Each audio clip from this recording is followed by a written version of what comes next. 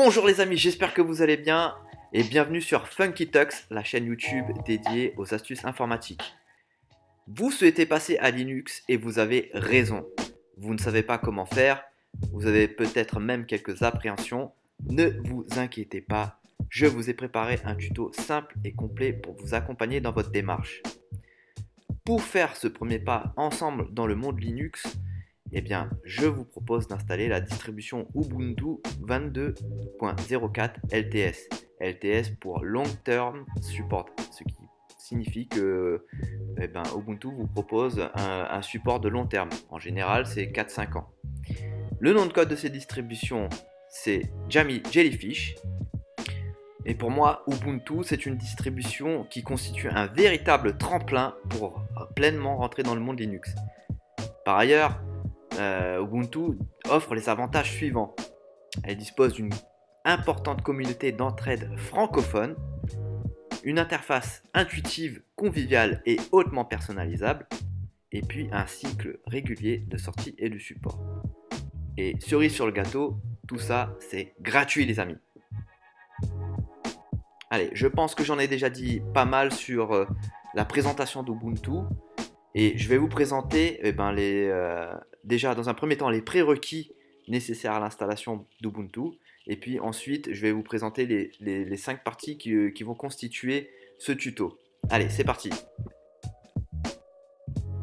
Alors, si vous installez la dernière version sortie à ce jour d'Ubuntu, qui est la version 22.04 LTS, il y aura 3 prérequis.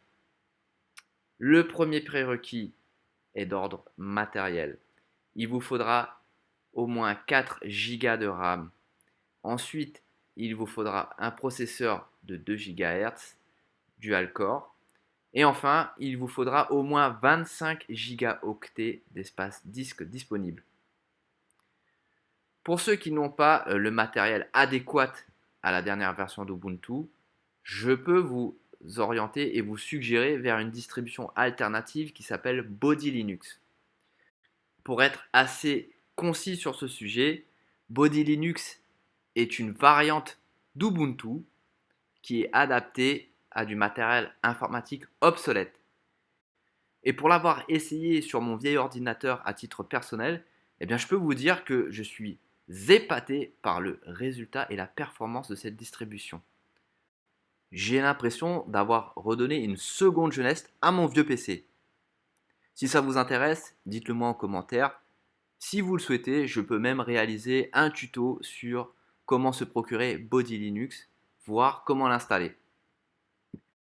Deuxième prérequis, c'est disposer de l'ISO d'Ubuntu.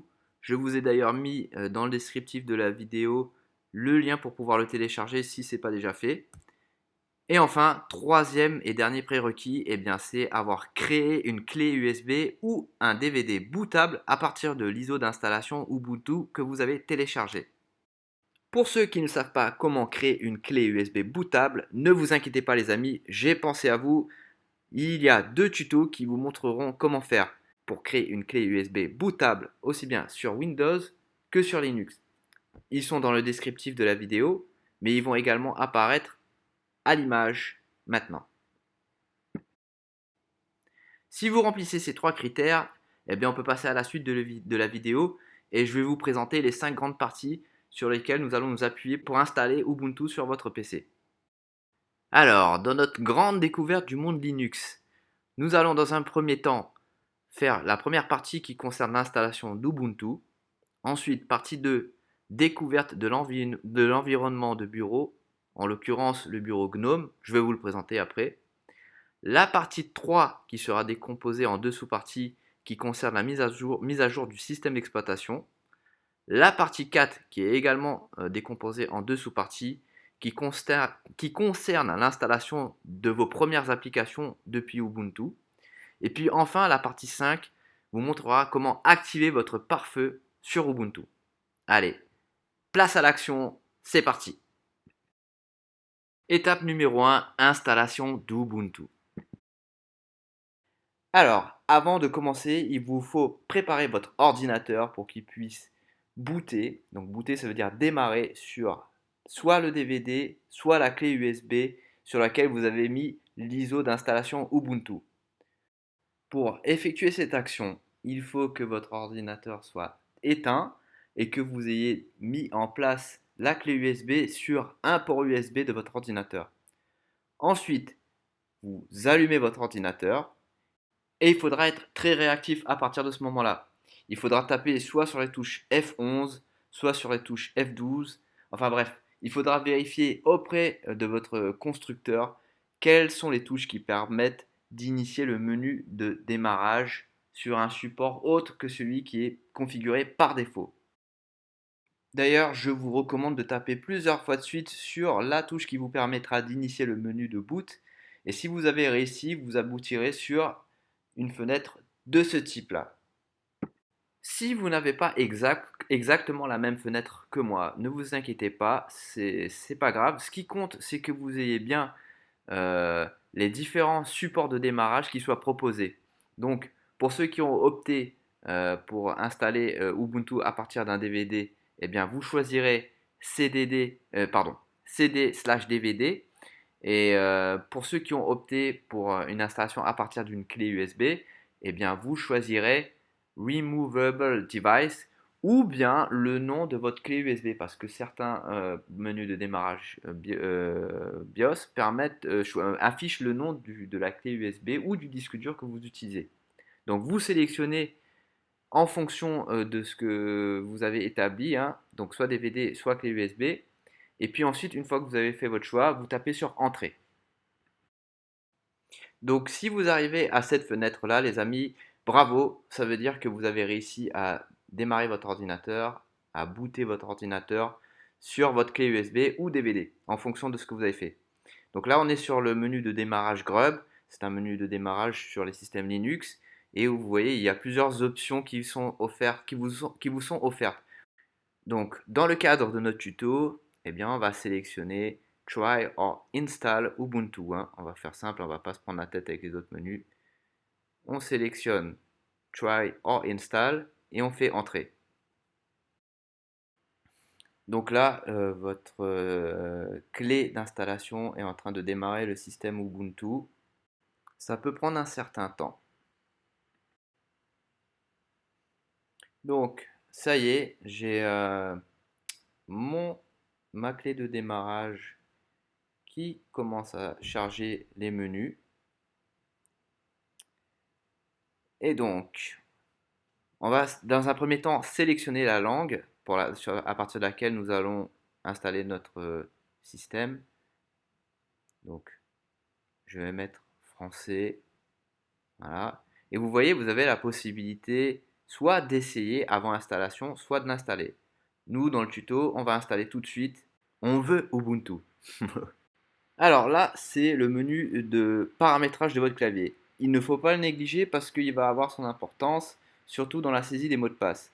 Donc moi, je suis en clavier français, je sélectionne bien, je vérifie bien que ce qu'il a détecté pour mon clavier correspond à mes touches. Donc là, vous voyez, je tape AZERTY 1, 2, 3. Enfin bref, ça correspond aux touches de mon clavier. Vous pouvez néanmoins faire une détection de votre clavier en cliquant sur le bouton ici. Vous suivez ce que les fenêtres vous demandent d'effectuer. Et puis normalement, il vous proposera un clavier en fonction de ce que vous avez rempli comme réponse. Donc là, bah, je reste sur la même config qu'il m'a proposé initialement et je vérifie à nouveau, hein, ça correspond bien aux touches que je saisis sur mon clavier. Voilà.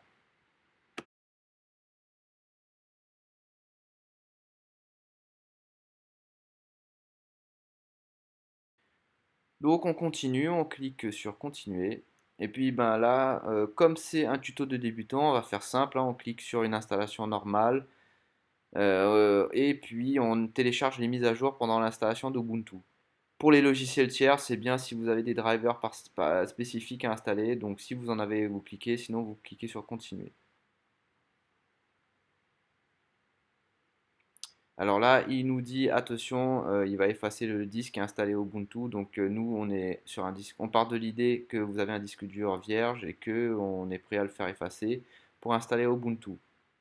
Pour ceux que ça intéresse, il existe une possibilité de faire cohabiter Linux, ou dans notre cas présent Ubuntu, avec Windows. Dans ce cas de figure, il faudra cliquer sur autre chose. Et si ça vous intéresse, dites-le moi en commentaire, je ferai un tuto pour vous montrer comment mettre en place ce type de paramétrage là. Donc on reste dans notre cas de figure et on clique sur installer maintenant.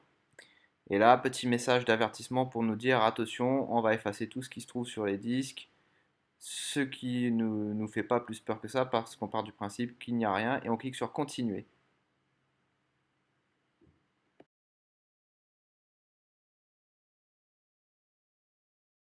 Donc là, on vous demande de configurer votre fuseau horaire. Vous choisissez en fonction de là où que vous habitez, puis vous cliquez sur continuer. Là, vous tapez votre nom si vous voulez, hein, ou votre pseudo, ce que vous voulez. Moi, je mets FunkyTux. Ensuite, il faudra renseigner le nom que vous voulez donner à votre ordinateur. Donc moi, je mets FunkyTux VM parce que j'utilise une machine virtuelle pour ce tuto. Je mets FunkyTux en nom d'utilisateur. Et puis mot de passe, vous mettez un mot de passe avec majuscule, minuscule, chiffre et caractère spécial au moins. Comme ça, vous avez un mot de passe assez sûr. Vous le confirmez en bas et puis c'est bon. Ensuite, moi, je vous recommande de garder le paramétrage de demander votre mot de passe pour chaque ouverture de session. C'est une façon de sécuriser votre poste. Ça ne mange pas de pain. Et puis, on continue. Donc là, Ubuntu va s'installer. Ça peut durer une vingtaine de minutes, voire un peu moins, ou voire un petit peu plus en fonction des performances de votre PC. Vous pouvez également, si ça vous intéresse, regarder le déroulé des commandes d'installation. C'est ce que vous voyez en bas d'écran avec un fond noir et blanc. Ouais, bon, en somme toute, c'est pas très intéressant. Moi, je vous dis, hein, si vous voulez, vous pouvez aller faire un petit tour et attendre tranquillement que ça se termine. Pour ne pas vous faire patienter trop longtemps, j'avance un petit peu la vidéo.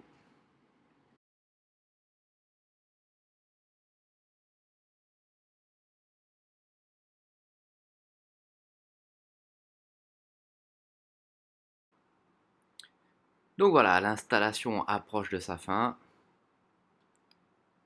Il va probablement nous demander de redémarrer. Donc voilà, la petite fenêtre. On clique sur redémarrer maintenant.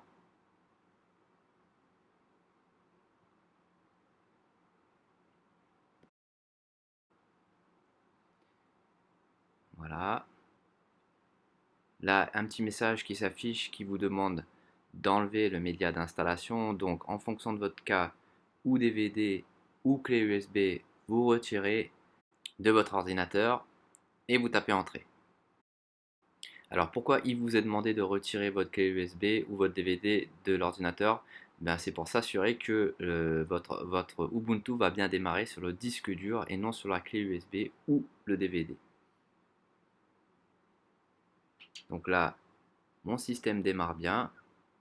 Je vois que mon disque se charge. J'ai l'image de démarrage qui s'affiche. Donc on est sur une bonne installation.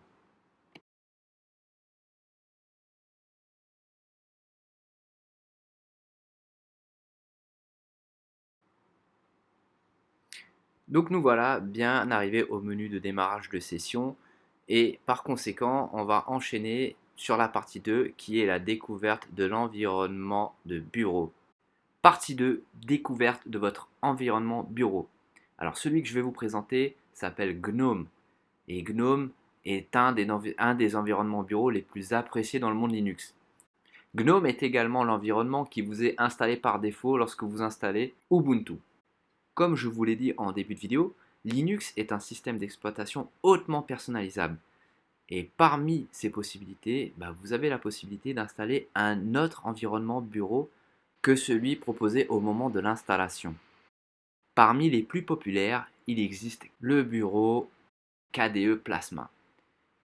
KDE Plasma est très apprécié pour son ergonomie, mais également pour les applications qu'il propose.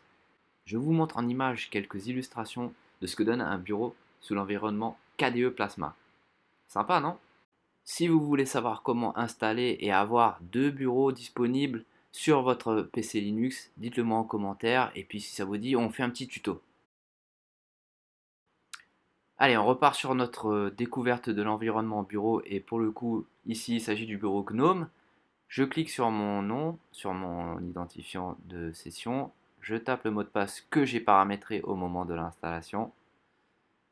Et puis une fois que mon mot de passe est saisi, je tape sur entrée et mon bureau va se charger.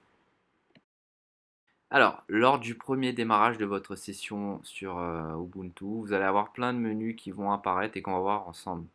Ils n'apparaîtront pas tout le temps, mais c'est surtout lors du premier démarrage qu'il faudra peut-être faire une configuration en fonction de ce que vous voulez en faire comme usage. Donc là, si vous avez des comptes en ligne, vous pouvez les paramétrer. Moi, j'en ai pas, donc du coup, cette étape, je passe. Ça, c'est un système pour mettre à jour votre ordinateur sans redémarrage. Mais moi, perso, ça m'intéresse pas plus que ça. Je préfère faire les bonnes vieilles mises à jour en ligne de commande. Donc je clique sur suivant.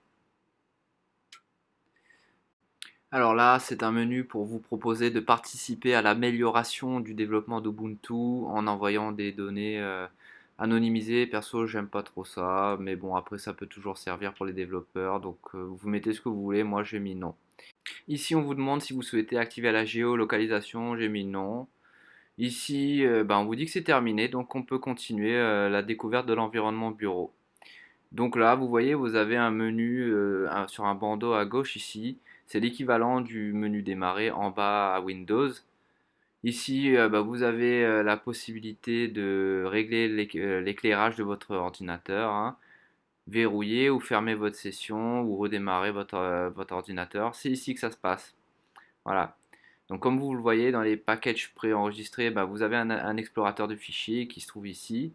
Donc là, vous avez vos dossiers personnels comme dans l'environnement Windows avec mes documents, musique, etc., téléchargement, vidéo. Rien de bien sorcier en soi, hein. Donc voilà, ça correspond au menu, à votre dossier personnel. Voilà. C'est ici que vous sauvegarderez vos fichiers de traitement de texte, vos photos, vos musiques, etc. Dans mes documents, en général, c'est plutôt ici qu'on place les traitements de texte, hein, donc c'est à vous de voir comment vous souhaitez vous organiser. Vous le voyez ici, vous avez les applications qui sont mises en favori, hein, sur le bandeau de démarrage. Donc ici, j'ai Thunderbird, Firefox en haut. Ce sont peut-être des logiciels que vous connaissez. Ça, LibreOffice pour ceux qui l'utilisent. Et puis ici, ça correspond au menu démarrer sur Windows, hein. Donc du coup, vous avez toutes les applications qui vous sont offertes dans le package GNOME justement. Donc du coup, par exemple, je vais chercher une application. Je tape ici les premières lettres de l'application que je cherche. Et puis il va me proposer quelque chose. Par exemple, Firefox, je tape Fire. Et puis là, il me donne accès au raccourci Firefox. D'ailleurs, je vais en profiter pour vous montrer comment mettre en favori une de vos applications préférées. Je vais le faire avec l'exemple du terminal. Donc je tape TER, voilà, terminal, je l'ouvre. Il ouvre mon terminal de commande. D'ailleurs, je vous recommande de le mettre en favori, hein, le terminal, parce que c'est vraiment utile dans le monde Linux, hein. Et c'est pas si sorcier que ça, contrairement à ce qu'on peut s'imaginer. Donc voilà. Donc pour le mettre en favori, je vais sur la petite icône ici, je fais un clic droit et je fais ajouter au favori.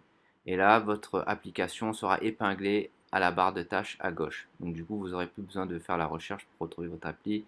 Vous le retrouverez en raccourci dans cette barre de tâches. Comme sur Windows, il existe également une corbeille sur laquelle je viens de cliquer. Et puis vous allez voir, là elle est vide, hein, c'est normal, mais bon, si vous avez supprimé des fichiers par accident, vous pourrez les retrouver ici. C'est également ici qu'il faudra venir si vous souhaitez purger votre corbeille. Voilà. Donc voilà pour la découverte de l'environnement GNOME. Vous pouvez me dire, hein, si d'ailleurs vous préférez le bureau KDE. Et là, on va passer à la partie 3. Alors, la partie 3 concerne la mise à jour du système d'exploitation. Et elle est décomposée en deux sous-parties. On va commencer avec la première sous-partie, à savoir comment mettre à jour votre système d'exploitation Ubuntu avec l'interface graphique. Alors cette partie-là, en fait, elle va être assez simple à traiter, hein, parce que Ubuntu vous proposera régulièrement des mises à jour et ces mises à jour seront affichées par le biais de la fenêtre que vous voyez sur votre écran là. Donc du coup, elles s'afficheront automatiquement et c'est à vous de voir quand est-ce que vous souhaiterez installer ces mises à jour. Vous avez la possibilité de le paramétrer, d'être rappelé plus tard pour le faire ou de l'installer tout de suite. Moi, je vous recommande, si vous êtes débutant, de faire installer maintenant à chaque fois, et puis comme ça, ben, vous êtes tranquille, hein. On se prend pas la tête. Alors, la partie 3B, bah, ça explique comment mettre à jour votre système d'exploitation avec le terminal de commande. Et comme je vous l'ai dit en cours de vidéo, franchement, je vous recommande de mettre le pied à l'étrier pour utiliser le terminal de commande. Pourquoi? Bah, parce que le terminal de commande, en fait, va vous ouvrir les portes du monde Linux, en fait, hein. Si vous êtes à l'aise avec cet outil, vous pourrez travailler sur d'autres distributions que Ubuntu, par exemple. Et puis, non seulement c'est utile pour le monde Linux, mais vous verrez que c'est également utile dans le monde macOS. Donc, si vous avez un ordinateur Mac, eh ben, il fait partie de la famille des systèmes d'exploitation sous Unix, et ben vous verrez qu'il y aura des commandes qui seront similaires à celles du monde Linux. Donc moi franchement je vous recommande voilà, de mettre un minimum, pas beaucoup, hein, juste pour commencer un petit peu le pied à l'étrier avec le terminal de commande. Et vous allez voir, c'est pas si compliqué que ça en fait. Et en fait, ça vous élargira bah, votre champ de connaissances dans le monde de l'informatique en général. Allez, c'est parti. Alors, comme vu tout à l'heure, je vais ouvrir mon terminal à partir du petit raccourci que l'on a créé tout à l'heure. Et puis là, je vais lancer mes premières commandes. Alors, je vais décortiquer un petit peu la syntaxe de mes commandes pour que vous puissiez quand même comprendre ce que je fais et pour que surtout ça ne vous paraisse pas sorcier en fait. Donc, vous verrez, lors des prochaines commandes que je vais taper, elles seront toujours précédées de la commande sudo. Sudo, en fait, m'approprie les droits de super utilisateur ou d'administrateur, en fait. Une fois que j'ai invoqué les droits de super utilisateur, je vais demander la mise à jour de mes paquets. Et sur Ubuntu, il y a un gestionnaire de paquets qui s'appelle apt-get. Apt-get est le gestionnaire de paquets qui mettra à jour vos paquets système d'exploitation, mais qui vous permettra également d'installer des logiciels comme par exemple VLC ou autre. Donc une fois que j'ai invoqué mes privilèges de super utilisateur pour pouvoir utiliser mon gestionnaire de paquets apt-get, qu'est-ce que je vais demander à mon gestionnaire de paquets? Eh ben, je vais lui demander de faire une mise à jour de mes paquets. Et pour ça, je tape l'option update.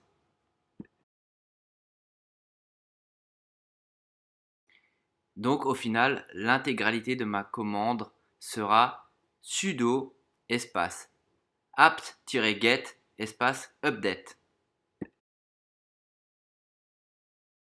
Et donc concrètement, dans la pratique, ça va donner ça. Donc je tape sudo espace voilà apt-get update et puis je tape entrée une fois que j'ai tapé l'intégralité de ma commande. Voilà. On me demande le mot de passe de super utilisateur, ce qui est normal en termes de sécurité, ça protège mon système d'exploitation. Et puis là, vous voyez, la commande est lancée, il met à jour les paquets qui sont sur mon système d'exploitation. Donc voilà, mes paquets ont été mis à jour, mais par contre, elles n'ont pas été appliquées sur mon système d'exploitation. Donc du coup, il va falloir que je saisisse une nouvelle commande pour justement appliquer cette mise à jour. Alors pour appliquer cette mise à jour, je vais repartir grosso modo sur la même syntaxe que j'ai utilisée tout à l'heure, à savoir sudo apt-get. Mais par contre, l'option ne sera pas la même. Je vais utiliser cette fois l'option upgrade. Mais là, vous me direz, oh là là, Funky, ça me prend la tête de devoir tout retaper. Eh bien, les amis, ne vous inquiétez pas, le terminal de commande vous simplifie la vie. Vous n'avez juste qu'à appuyer sur la flèche du haut de votre clavier et puis il va vous remettre la commande que vous avez tapée juste avant. Donc là, concrètement, en pratique, ça va donner ça. J'appuie sur la touche flèche du haut, vous voyez, tout est revenu. J'efface la dernière option et je remplace par upgrade et puis je tape sur entrée. Et donc, ma commande est lancée. Donc ici, on me demande une petite confirmation pour valider le fait que je souhaite appliquer cette mise à jour. Vous aurez deux options, oui ou non. Alors pour choisir l'option oui, eh bien, il faudra taper la lettre O qui correspond à oui en français. Et puis si vous changez d'avis et vous ne souhaitez pas appliquer cette mise à jour, eh bien, vous tapez sur la lettre N de votre clavier pour dire non, je ne souhaite plus appliquer cette mise à jour. Et ensuite, vous validez en tapant Entrée. Donc moi, dans mon cas, je veux appliquer cette mise à jour, donc je vais taper la lettre O de mon clavier et puis ensuite je tape sur Entrée. Donc voilà, la commande est lancée et les mises à jour sont appliquées. Donc on a mis à jour nos paquets via le terminal de commande. Maintenant, voyons comment installer ces premières applications dans la partie 4 de ce tutoriel. Cette partie 4 est également scindée en deux sous-parties. La première partie 4A vous montrera comment installer vos applications via l'interface graphique, en l'occurrence l'Ubuntu Software Center, et la partie 4B avec la ligne de commande. Allez, voyons tout de suite la première sous-partie 4A. Installer ces applications via l'Ubuntu Software Center. Alors avant de commencer par la pratique, je vous explique très sommairement en faisant un petit parallèle vite fait pour vous expliquer ce que c'est que l'Ubuntu Software Center. En fait, grosso modo, c'est l'équivalent d'un Android Play Store ou d'un Apple App Store. Voilà, mais sauf que vous le retrouvez sur votre ordinateur cette fois. Donc là, ce qu'on va faire, c'est qu'on va aller se balader sur ce Software Center pour aller télécharger une application. Donc là, c'est parti. Donc, je cherche l'icône qui représente l'Ubuntu Software Center. Donc là, par exemple, là je l'ai trouvé. Donc, si vous voulez faire une recherche, vous tapez ces lettres-là, Ubuntu, voilà, et puis il vous proposera cette icône-là, Ubuntu Software Center. Vous cliquez dessus et ça va charger l'application pour télécharger vos applications préférées. Donc nous y sommes, hein. Donc on va prendre un exemple, on va installer VLC, tiens, voilà, il est là. Je clique dessus et puis vous voyez, il y a le bouton installer. Vous cliquez dessus et puis on vous demandera le mot de passe administrateur. Vous le saisissez et ça va installer VLC sur votre ordinateur. Authentifié, voilà. Donc voilà, il va télécharger l'application et vous le retrouverez sur votre Ubuntu. Simple, n'est-ce pas? Donc après un petit délai d'attente et de téléchargement et d'installation, on va vérifier si mon VLC s'est bien installé sur mon Ubuntu. Donc je vérifie ça depuis le menu de démarrage. Je tape VL et puis effectivement il me propose bien VLC. Je l'ouvre et puis on va voir s'il se charge bien.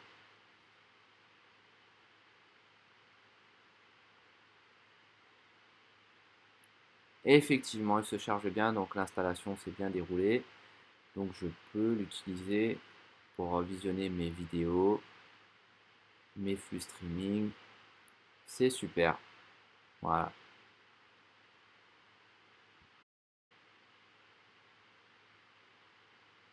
Donc si à l'avenir vous souhaitez le désinstaller, vous cliquez sur cette icône rouge là avec la petite corbeille et puis vous cliquez sur Uninstall pour désinstaller VLC et puis voilà, vous avez désinstallé VLC de votre Ubuntu.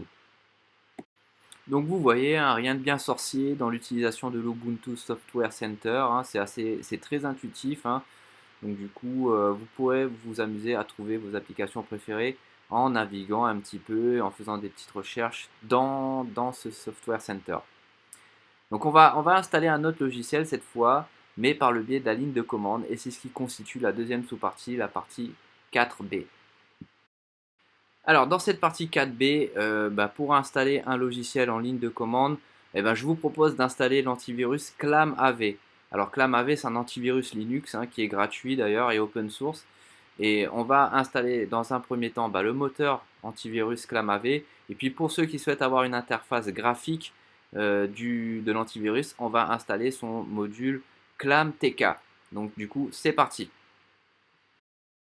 Alors avant de commencer, je voulais juste vous préciser que beaucoup vous diront que avoir un antivirus sous Linux, c'est pas nécessaire. Ils n'ont pas tort parce qu'effectivement les virus sous Linux sont très peu nombreux parce que Linux est un système d'exploitation très peu utilisé dans le monde de l'informatique. Mais bon, j'ai jugé utile de vous faire connaître qu'il existe des antivirus sous Linux et en l'occurrence vous montrer comment on peut les installer par le biais de la ligne de commande. Donc du coup, c'est parti.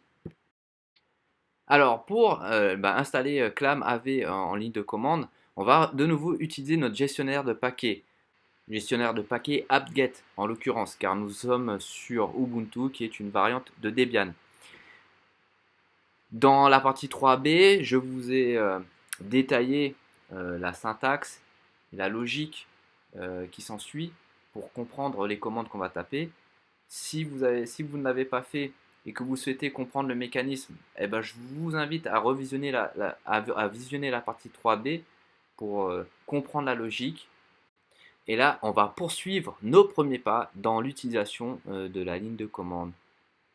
Donc, pour commencer, eh bien, on va de nouveau utiliser notre gestionnaire de paquets apt-get. On va mettre l'option install et on va saisir le nom du paquet que l'on souhaite installer. Donc, ce qui donne en commande sudo apt-get option install et puis paquet clam av. Voilà. Puis on nous demande une petite confirmation. On fait oui en tapant la lettre O et l'installation se poursuit.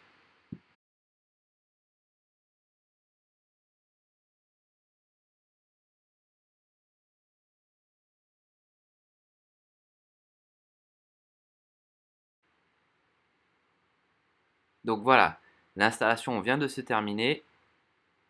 Voilà, je mets un peu de clarté dans ma fenêtre de terminal.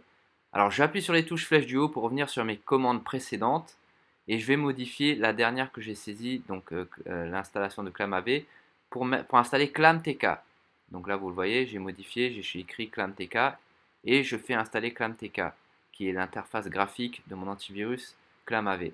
Donc je confirme l'installation.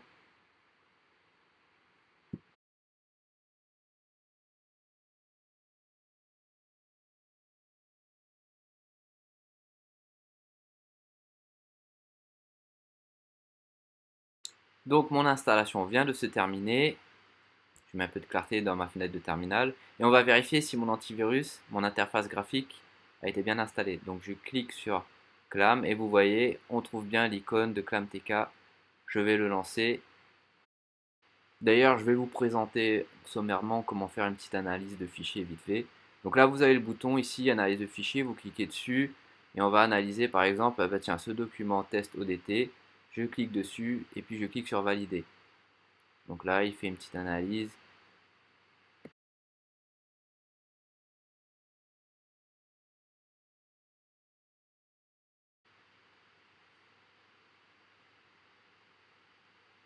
Donc voilà, bien évidemment, aucune menace détectée, le fichier est sain, je peux fermer.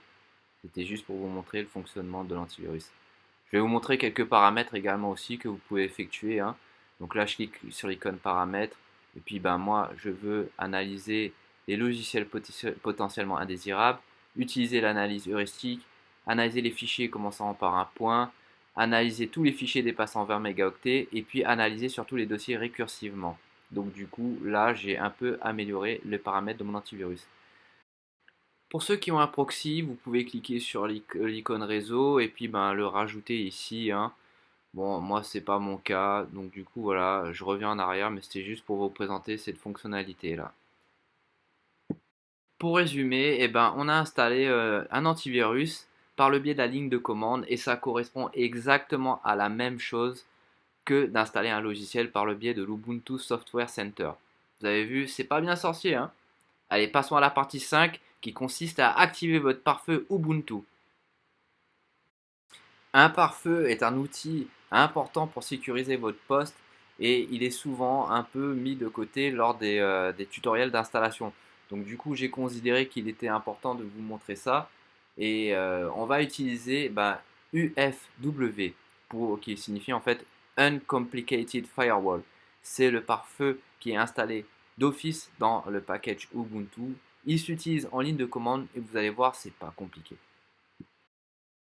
Alors, j'ouvre ma fenêtre de terminal de commande, je demande mes privilèges super utilisateur avec sudo, je demande à utiliser mon firewall UFW et je demande son statut en tapant l'option status, ce qui donne sudo espace UFW espace status.